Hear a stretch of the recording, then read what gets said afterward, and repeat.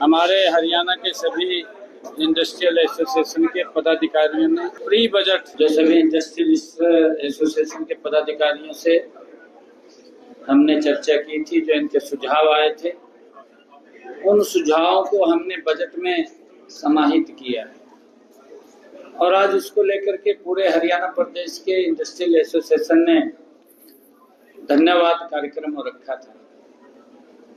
आज उन्होंने इस बात को लेकर के भी कहा कि जो हमने सुझाव दिए थे वो सभी सुझाव आपने बजट में लिए।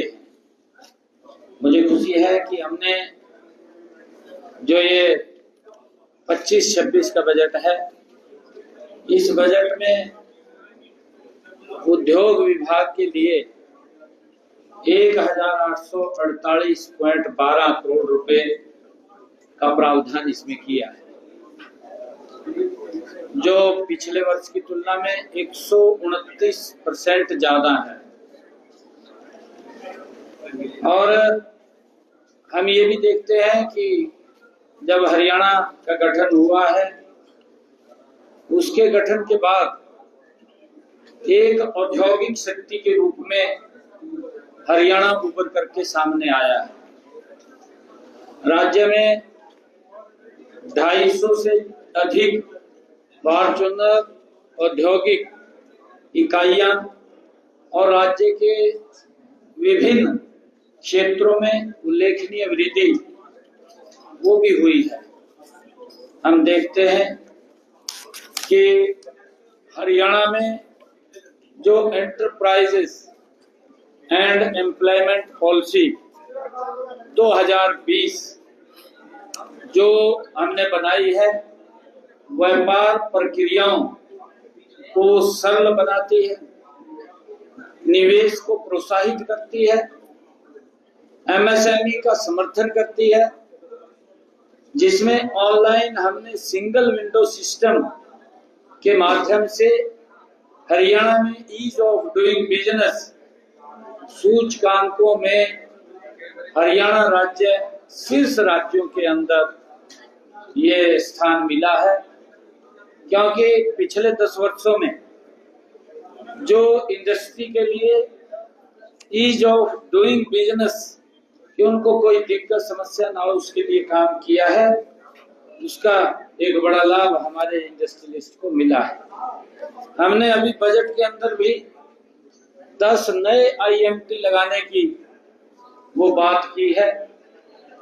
पीछे खरखौदा में आईएमटी लगा और वो विश्व स्तरीय स्मार्ट औद्योगिक क्षेत्र के रूप में उसे विकसित करने की योजना हमने बनाई है, जिसमें भूमि मांग पंजीकरण और ई भूमि के ऊपर पोर्टल के माध्यम से वो HSIIDC द्वारा किया जाएगा। जो हमने 10 नए औद्योगिक आईएमटी बनाने की बात कही है उसकी भूमि के लिए, क्योंकि हमारी जो पॉलिसी है, हमारी जो नीति है, ई भूमि के ऊपर हम वो परचेज करते हैं।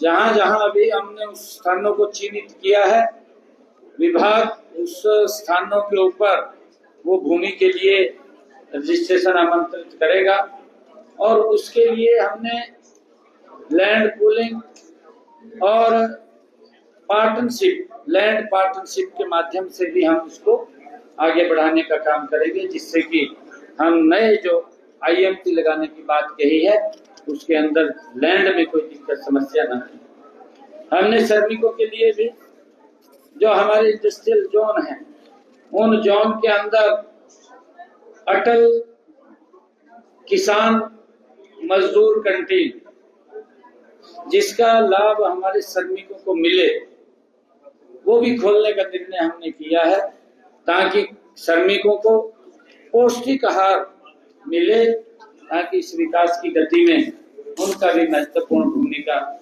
इसके अंदर हो। हमने ये भी कहा है कि हर औद्योगिक स्टेट में इंक्यूबेशन सेंटर्स स्थापित करने का भी हमने इसमें प्रावधान किया है। जो बजट के अंदर मैंने कहा था, बजट के अंदर कि हर औद्योगिक क्षेत्र के अंदर इंक्यूबेशन सेंटर्स वो बनाए जाएंगे, जिसमें हमारे जो स्टार्टअप्स हैं, स्टार्टअप के लिए इकोसिस्टम का विकास और नवाचार और उद्यमिता को बढ़ावा देने, बुनियादी ढांचा मजबूत करने और मार्गदर्शन वित्त पोषण जो इसके अंदर सहायता करेगा, उसको लेकर के भी हमने इंक्यूबेशन सेंटर्स बनाने का निर्णय किया। आदरणीय प्रधानमंत्री जी नरेंद्र मोदी जी के जो स्वयं रोजगार, मेक इन इंडिया, आत्मनिर्भर भारत के विजन के साथ हम उसको मेल खाते हैं, जिसका उद्देश्य हरियाणा को एक मैन्युफैक्चरिंग हब के रूप में विकसित करना है, जो 2047 आदरणीय प्रधानमंत्री जी ने कहा कि हमने विकसित राष्ट्र बनाना है। 2047 तक विकसित हरियाणा भी उसमें अपनी भूमिका अदा करेगा, प्रमुख भूमिका अदा करेगा, और उसको लेकर के भी हमने इसमें ये कार्य किया है। हरियाणा के कई औद्योगिक इकाइयों में अग्रणी जैसे गुरुग्राम, मानेसर और बावल भारत का डेंटाइस्ट जो कहा जाता है, डेंटाइस्ट कहा जाता है, इसको प्रमुख ऑटोमोबाइल निर्माता, और जैसे हमारा इधर यमुनानगर क्षेत्र है, यमुनानगर क्षेत्र में प्लाईवुड और धातु की इंडस्ट्री, वो उसके उत्पादन का एक प्रमुख केंद्र है, उनको भी हम गति से इसके माध्यम से मजबूत करने का वो काम कर रहे हैं। राज्य में आईटी क्षेत्र के लिए एक केंद्र ये हरियाणा में, जिसमें कई आईटी पार्क और बहुराष्ट्रीय कंपनियों के कार्यालय हैं। पानीपत, गुरुग्राम और फरीदाबाद में जो वस्त्र उद्योग हमारा महत्वपूर्ण केंद्र है, उसकी मजबूती के लिए भी हमने इस अपने बजट के अंदर प्रावधान किए। हमने बजट के अंदर गैर मान्यता प्राप्त औद्योगिक क्लस्टरों को वैध करने का भी उसमें निर्णय किया है। जो अनऑथराइज्ड क्षेत्र है उनको ऑथराइज करने का भी निर्णय इसमें किया है, जिसमें 10 एकड़ भूमि पर या 50 या उससे अधिक जो इकाइयां चलाने वाले उद्योगों पर अब सभी विभागों से वैध करने का निर्णय हमने किया है, उनको वैध किया जाएगा।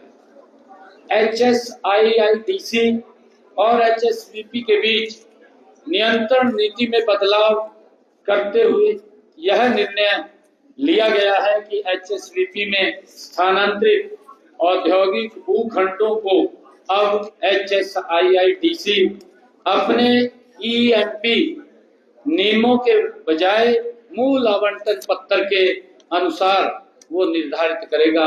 ये भी निर्णय इसके अंदर हमने किया है। जैसा मैंने बताया है कि मेक इन हरियाणा राज्य को मैन्युफैक्चरिंग, डिजाइनिंग और नवाचार का वैश्विक केंद्र बनाने के लिए विशेष प्रोत्साहन योजनाएं लागू की जाएंगी, जिससे कि इसको गति से आगे बढ़ाया जाए। नए 10 औद्योगिक मॉडल टाउनशिप IMT की स्थापना IMT खरखौदा की तर्ज पर की जाएगी। उसके लिए भी हमने पूरी रणनीति योजना बनाई है। राई, बावल और मानेसर जैसे औद्योगिक क्षेत्रों में श्रमिकों के लिए डॉर्मेट्री और सिंगल रूम हाउसिंग की व्यवस्था भी की जाएगी, जिससे श्रमिकों के जीवन स्तर में सुधार हो, उनको दिक्कत ना हो। मल्टी लेवल पार्किंग की सुविधा प्रत्येक औद्योगिक क्षेत्र में विकसित की जाएगी। पर्यावरण सुरक्षा को बढ़ावा देने के लिए MSME इकाइयों को retrofit emission control device RECD द्वारा हरित ईंधन जनरेटर पर वित्तीय सहायता दी जाएगी। ये भी निर्णय हमने किया है। IMT मानेसर को जीरो वाटर वेस्टेज औद्योगिक इकाइयों के क्षेत्र के रूप में विकसित करने की घोषणा भी हमने बजट में की गई है, जहां रिसाइकल्ड जल का उपयोग, हरित पट्टी, फायर सिस्टम और पर्यावरणीय संरक्षण में किया जाएगा। आपके माध्यम से मैं उद्योगों को यह आग्रह भी करना चाहता हूं कि हमारा मुख्यमंत्री आवास आम जन के लिए खुला है और जो हमारे इंडस्ट्रियलिस्ट हैं, मैंने उनके बीच में कहा भी है कि आपको अगर कोई समस्या दिक्कत आती है तो हम उसको तुरंत सुनने के लिए, उसका समाधान निकालने के लिए तत्पर हैं। हम मजबूती से हरियाणा प्रदेश को एक इंडस्ट्रियल हब के रूप में गति से आगे बढ़ाने का काम करेंगे। अभी पिछले दिनों देश के यशस्वी प्रधानमंत्री आदरणीय नरेंद्र मोदी जी, जिन्होंने हरियाणा का दौरा किया था, हरियाणा को विकसित हरियाणा विकसित भारत में एक प्रमुख उन्होंने कार्यक्रम दिए हैं। हमारा हिसार के अंदर आदरणीय प्रधानमंत्री जी के कर कमलों द्वारा महाराजा अग्रसेन हवाई अड्डा वो चालू हुआ है और उसी के स्थान पर एक टर्मिनल का शिलान्यास भी आदरणीय प्रधानमंत्री जी ने किया है।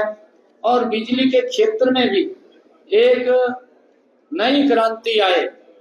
800 मेगावाट का यमुनानगर में सुपर क्रिटिकल थर्मल पावर की यूनिट का भी शिलान्यास किया है, क्योंकि आने वाले समय के अंदर बिजली की बड़ी महत्ता है। जब हम इंडस्ट्रियल जोन बनाने की बात कर रहे हैं तो बिजली की दिक्कत समस्या न रहे। 800 मेगावाट का सुपर क्रिटिकल यूनिट का शिलान्यास आदरणीय प्रधानमंत्री जी ने किया, जो जल्दी ही वो इसमें शामिल हो जाएगा, उसका वर्किंग में आ जाएगा और उसके साथ साथ और अन्य यूनिटों के ऊपर भी बिजली की यूनिट बढ़ाने के लिए हम विचार कर रहे हैं, ताकि जो 24 घंटे आज बिजली देने का काम अगर किसी ने किया तो इन 10 वर्षों में हमने इस 10 वर्षों की सरकार के अंदर किया है। आज क्योंकि सभी इंडस्ट्रियलिस्ट से बैठ करके बातचीत हुई है, इसके लिए मैं सभी का धन्यवाद भी करता हूँ। आज इसके ऊपर जो चर्चा विचार हुआ, देखिए, क्योंकि लगभग उनके जो सुझाव हमारे पास आए थे उन सब सुझावों को हमने सम्मिलित किया है और जो कुछ उनके हमने कहा भी है, आज भी मैंने कहा है कि आपकी तरफ से जो पॉजिटिव सुझाव इसके हित में आएंगे कि ताकि हम और इन्वेस्टर्स को कैसे यहाँ ला सके, कैसे इंडस्ट्री को और बढ़ा सके, क्योंकि इसके लिए एक हमें सबसे पहले तो रोड का इंफ्रास्ट्रक्चर बहुत जरूरी है। रोड के साथ साथ रेलवे की कनेक्टिविटी जरूरी है और एयर की कनेक्टिविटी जरूरी है।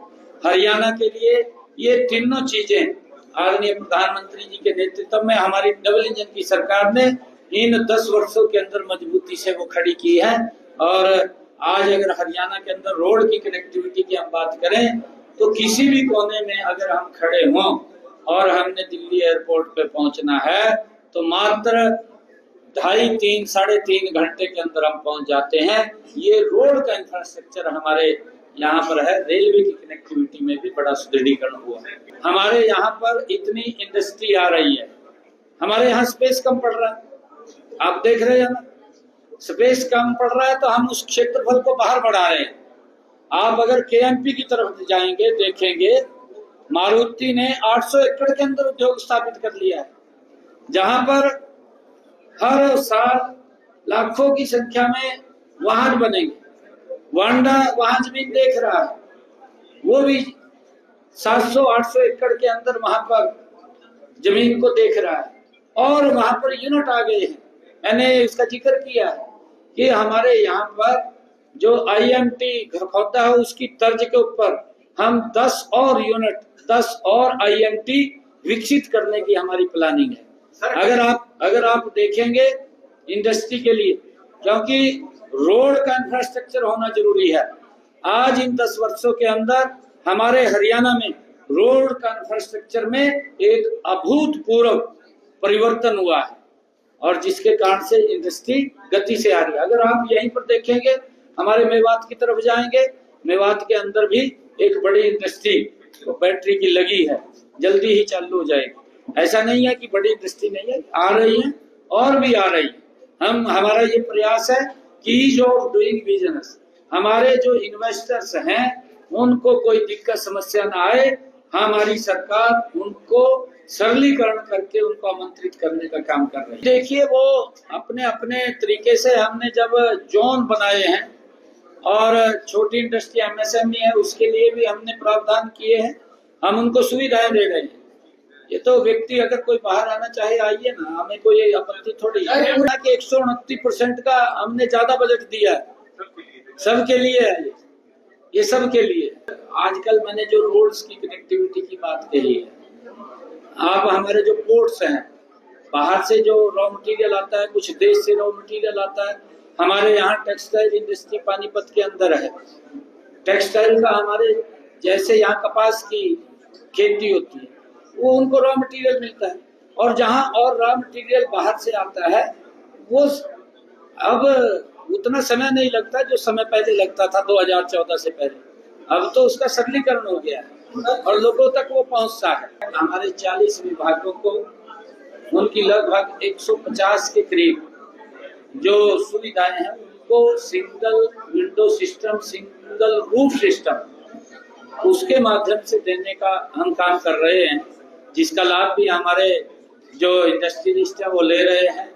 और उसके अंदर मैं बताना चाहता हूँ, अगर हमने ये अधिकारियों को इस बात को लेकर के भी कहा है, और उस बात का मैं भी स्वयं ध्यान रखना हूँ कि अगर कोई व्यक्ति एक एप्लीकेशन इंडस्ट्री लगाने के लिए देता है, मात्र 15 दिन के अंदर उसको पूरी एनओसी के साथ उसको देने का काम करेगा।